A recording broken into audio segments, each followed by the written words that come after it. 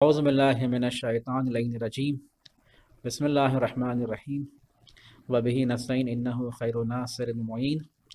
دروس احکام۔ آج کا عنوان ماہ رمضان کے احکام میں سے ہے۔ ماہ رمضان جو اللہ کا مہینہ ہے، اس کے احکام کیا ہے، اس حوالے سے آج ہماری گفتگو رہے گی۔ سب سے پہلے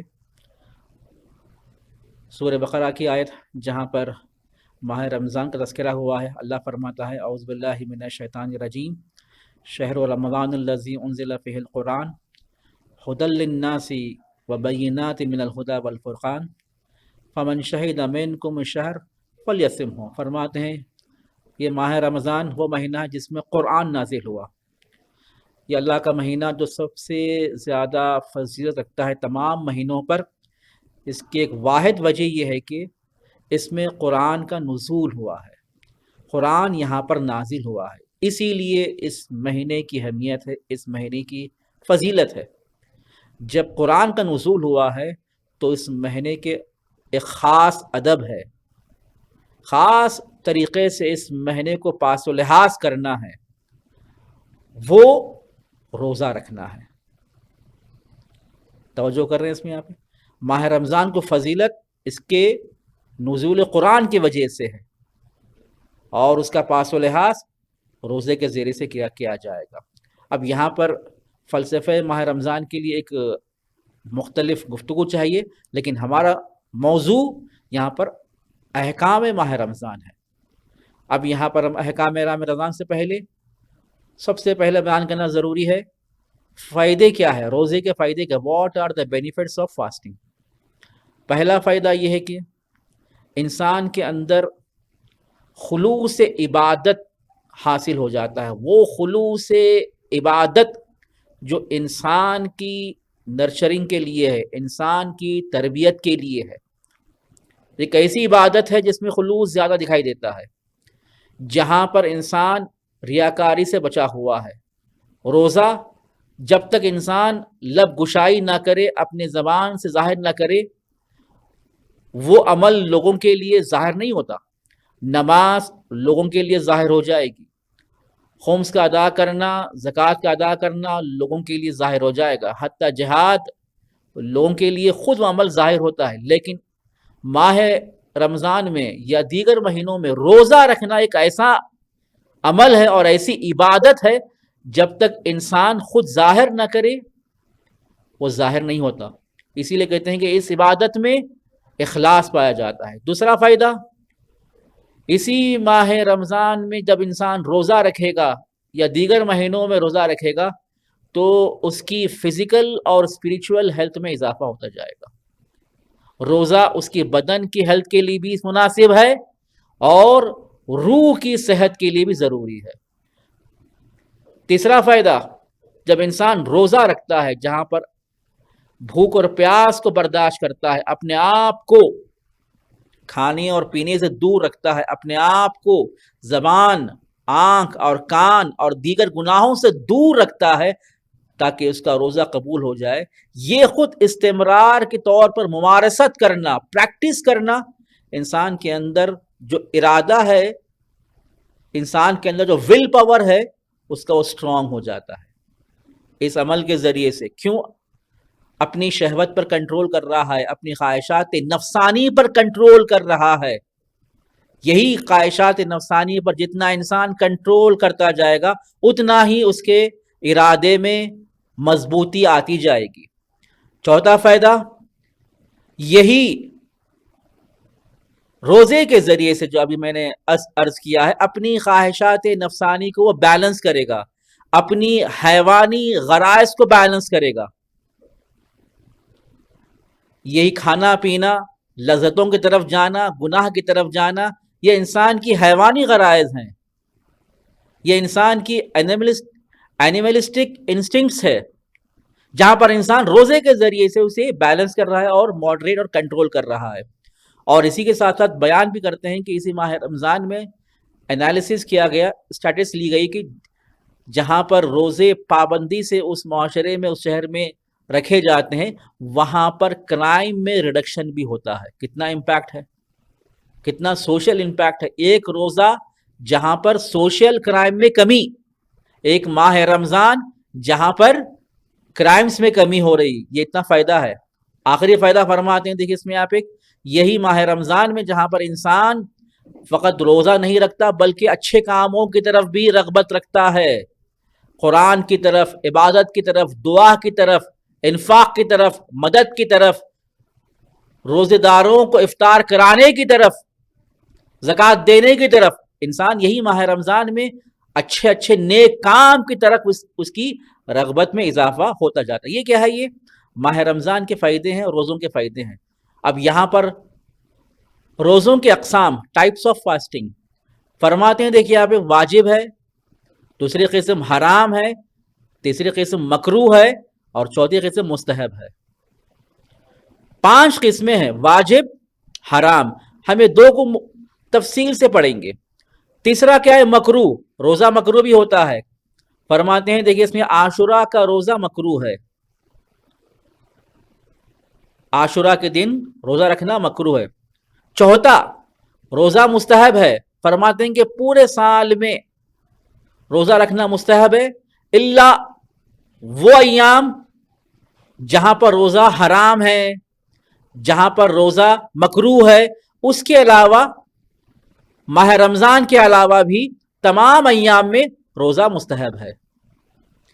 माह रमज़ान के अलावा और वो अय्याम जहां पर रोज़ा रखना हराम है, और वो यौम, वो रोज़ जहां पर रोज़ा रखना मकरूह है, उसके अलावा साल भर में रोज़ा रखना मुस्तहब है।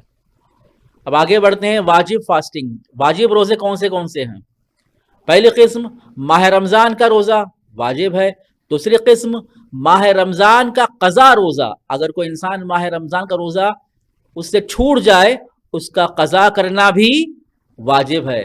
तीसरी किस्म वो रोज़ा जो नज़र के ज़रिए, कसम के ज़रिए वाजिब हो जाए। इंसान नज़र करे या कसम खाए कि मैं फ़ला दिन रोज़ा रखूँगा, ये काम अगर मेरा पूरा हो गया तो, ये अपनी नज़र के ज़रिए, अपनी कसम के ज़रिए अपने ऊपर रोज़े को वाजिब कर रहा है। तवज्जो कर रहे हैं यहाँ पे? ये तीसरी किस्म है। चौथी किस्म फरमाते हैं कि माँ बाप जो मरहूम हो चुके हैं, उनके क़ज़ा रोज़े का बड़े फर्जंद पर बजा लाना वाजिब है। उसके भी शराइत हैं, आप लोग इंशाल्लाह तफसील से किताबों में पढ़िए। वो माँ बाप जो फौत हो चुके हैं, मरहूम हो चुके हैं, उनके पास रोज़े क़ज़ा थे, उसको बजा लाना उनके बड़े फर्जंद पर वाजिब है। 5वीं किस्म, अगर कोई अमदन रोज़ा ना रखे तो उसके लिए 60 दिन का रोज़ा कफ़ारे के तौर पर वाजिब है। रोज़े कफ़ारा कहते हैं इसे, रोज़े कफ़ारा। यानी एक रोज़ा जो नहीं रखा अमदन, बगैर उज़्र के, बगैर किसी कॉज के, तो वहां पर 60 रोज़े रखना है कफ़ारे के तौर पर। यह वाजिब रोज़ा है। और इसके बाद हराम रोज़े की अक़साम। हराम रोज़े की अक़साम में पहली किस्म, ईद उल फित्र और ईद कुर्बान के दिन रोज़ा रखना हराम है। मखसूसन ईद उल फित्र, जहाँ पर इंसान के लिए मुअय्यन हो जाए कि आज ईद उल फित्र है, उस दिन रोज़े की नीयत करेगा तो वो हराम काम को अंजाम दिया है। इसी तरह से ईद कुर्बान में भी। दूसरी किस्म वो मुस्तहब रोज़ा बच्चे का, फर्जंद का, जहाँ पर उसके वालिदैन राज़ी न हो, दिल से राज़ी न हो, तो वहाँ पर उस बच्चे का रोज़ा रखना حرام ہے، مستحب روزہ ہے، لیکن جس میں والدین کی نارضایتی ہو، ناراض ہوں، وہ روزہ حرام ہو جاتا ہے، گرچہ مستحب ہے۔ اور وہی کسی زوجہ کا روزہ رکھنا، مستحب روزہ رکھنا، جہاں پر شوہر ناراض ہو، راضی نہ ہو، تو وہ مستحب روزہ رکھنا اس بیوی کے لیے بھی حرام ہے۔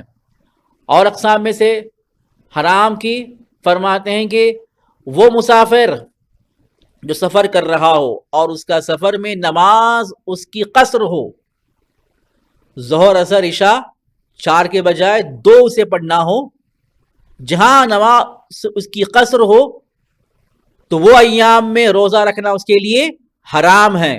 ہاں مسافر ہے لیکن وہ 10 دن کی نیت کیا ہو یا اس سے بڑھ کر، جہاں پر نماز قصر نہیں ہوتی ہے وہاں پر اسے روزہ رکھنا بھی واجب ہو جاتا ہے، گرچہ مسافر ہے۔ اور وہ روزہ جس کی بیماری روزہ رکھنے کی وجہ سے بیماری میں شدت ہو جائے اور وہ روزہ اس کے لیے ضرر ہو، نقصان ہو، بیماری میں اضافے کا باعث بنے، ایسی بیماری جو تحمل نہیں کر سکتا، برداشت نہیں کر سکتا، ورنہ چھوٹے موٹے بیماری میں آ جانا، چھوٹی موٹی مشقت ہونا جس سے روزہ ساقط نہیں ہوتا۔ ہاں ایسا نقصان ہے، ایسی مشقت ہے اور ایسی بیماری جو انسان برداشت نہیں کر سکتا، تو وہاں پر روزہ رکھنا اس کے لیے حرام ہو جائے گا۔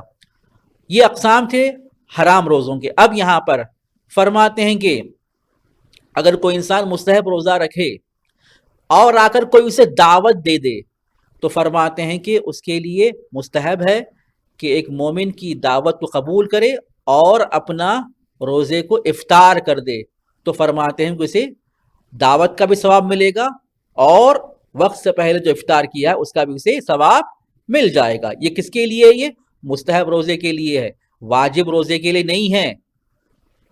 واجب روزے کے لیے انسان اگر کوئی دعوت بھی دے اسے وہ ترک نہیں کر سکتا۔ واجب کی بات کر رہا ہوں، جو ماہ رمضان کے واجب کی بات کر رہا ہوں۔ اور اس کے ساتھ آگے بڑھیں گے، نیت کیسی ہونی چاہیے؟ جیسے ہم نے کہا کہ روزہ واجب بھی ہے، ماہ رمضان کا بھی روزہ ہے، مستحب روزہ ہے، اور ماہ رمضان کی قضاء کا بھی روزہ ہے۔ تینوں اقسام کی نیت بھی فرق کرے گی۔ پہلی تو یہ بات یہ ہے کہ نیت اللہ کی بندگی کے لیے ہونا چاہیے، خالص طور پر، یہ آپ واضح رکھیں۔ ہم جو روزہ رکھتے ہیں اللہ کی بندگی کے لیے، اللہ کی اطاعت کے لیے، اللہ نے جو ہمیں حکم دیا ہے اس کی پابرجائی کے لیے ہم روزہ رکھتے ہیں۔ اگر کوئی انسان ایسی نیت کرے کہ میں روزہ اس لیے رکھ رہا ہوں تاکہ میرے صحت میں اضافہ ہو جائے، مجھے سلامتی مل جائے اور میرا علاج ہو جائے، یہ نیت سے اگر وہ پرائمریلی نیت کر رہا ہو، یہ نیت سے روزہ رکھ رہا ہو، تو فرماتے ہیں کہ اس کا روزہ باطل ہے، غلط ہے۔ توجہ کر رہے ہیں آپ ہی؟ پرائمریلی دیکھیے آپ، نیت اللہ کی بندگی کے لیے ہونا چاہیے، اللہ کی اطاعت کے لیے ہونا چاہیے۔ سیکنڈریلی میں دیکھیے آپ، اگر اسے فائدہ پہنچ رہا ہے، اس کی جسم کو فائدہ پہنچ رہا ہے، اس کا علاج ہو رہا ہے، تو کوئی مشکل نہیں، لیکن پرائمریلی نیت اس کی یہی ہو کہ میں اپنی صحت کے لیے، اپنے علاج کے لیے روزہ رکھ رہا ہوں، تو وہ نیت غلط ہے اور روزہ بھی اس کا باطل ہے۔ اب جیسا میں نے کہا کہ نیت اس کی ٹائمنگ کب ہے، کب ہمیں نیت کرنا ہے، تو فرماتے ہیں کہ اگر ماہ رمضان کا وہ ہے تو انسان گزشتہ رات سے فجر سے پہلے تک وہ نیت کر سکتا ہے۔ فجر، وہ فجر ٹائمنگ جو ہمارے کیلنڈر میں، جو ہمارے ایپس میں لکھی ہوتی ہے، وہ ٹائمنگ میری وہ مراد ہے، نہ کہ گھر کے قریب جو مسجد میں اذان ہو رہی ہے، ممکن ہے کہ دیکھو وہ 5 منٹ کے بعد 10 منٹ کے بعد اذان دیں، وہ معیار نہیں ہے۔ جو ٹائمنگ لکھی ہوئی ہے فجر کی ٹائمنگ، تو انسان جب ماہ رمضان کا روزہ رکھ رہا ہے اللہ کے لیے رکھنا چاہیے، قربت خدا کے لیے رکھنا چاہیے، اور اس کے بعد اس کی ٹائمنگ کیا ہے؟ ٹائمنگ یہ ہے کہ گزشتہ رات، ایسا نہیں کہ وہ فقط صبح ہی کرے، لازم نہیں ہے۔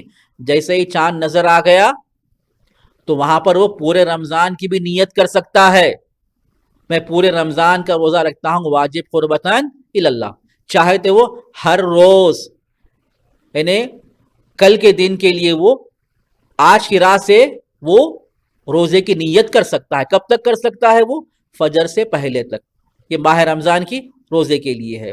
اگر قضا ہو ماہ رمضان کی قضا کی، ماہ رمضان کے قضا کے روزے رکھ رہا ہو تو فرماتے ہیں وہ چاہے تو ظہر کے وقت تک بھی، یعنی رات سے، گزشتہ رات سے لے کر ظہر کا جو وقت ہے، زوال کا جو وقت ہے، اس سے پہلے تک وہ نیت کر سکتا ہے. مثال کے طور پر وہ فوراً نماز پڑھا، اپنے کاموں میں مصروف ہو گیا، ظہر سے پہلے اسے یاد آیا ارے بھائی میں ناشتہ بھی نہیں کیا، کچھ کھایا بھی نہیں ہوں، کچھ پیا بھی نہیں ہوں، تو فوراً وہ ظہر سے پہلے ماہ رمضان کی قضا روزوں کی نیت کر کر مغرب تک اگر وہ اپنے آپ کو امساک کرے گا، روزے پر باقی رکھے گا، تو اس کا قضا روزہ کاؤنٹ کیا جائے گا. یہ کس کے لیے؟ یہ قضا روزے کے لیے ہے. مستحب روزے کی ٹائمنگ فرماتے ہیں، دیکھیں اس میں یہاں پہ، وہ مغرب سے پہلے تک بھی نیت کر سکتا ہے. اگر کوئی انسان دن بھر کچھ کھائے نہ پیے، مغرب سے پہلے ایک دم یاد آ جائے کہ بھائی میں کھایا بھی نہیں ہوں، پیا بھی نہیں ہوں، نیت کر لے اور مغرب تک ویٹ کر لے اور اس کے بعد افطار کر لے، تو اللہ تعالیٰ اسے روزے کا ثواب، مستحب روزے کا ثواب اسے عنایت کرے گا. یہ ٹائمنگ کے اعتبار سے ہے. اور بعد میں دیکھیے آپ یہ ہے کہ اگر کوئی انسان مستحب روزہ، ایک اور ایک اچھی بات ہے دیکھیے اس میں یہاں پہ، ظہر سے پہلے مثال کے طور پر 13 رجب کا روزہ، مثال کے طور پر بیست کا روزہ، مثال دے رہا ہوں جہاں پر مستحب روزہ ہے، نیت تو کر چکا تھا، ظہر سے پہلے اسے یاد آیا کہ میرے لیے، میرے گردن پر قضا کی بھی نیت ہے، میرے اوپر ماہ رمضان کے قضا روزے بھی ہیں، تو وہ ظہر سے پہلے اپنی نیت کو چینج کر سکتا ہے.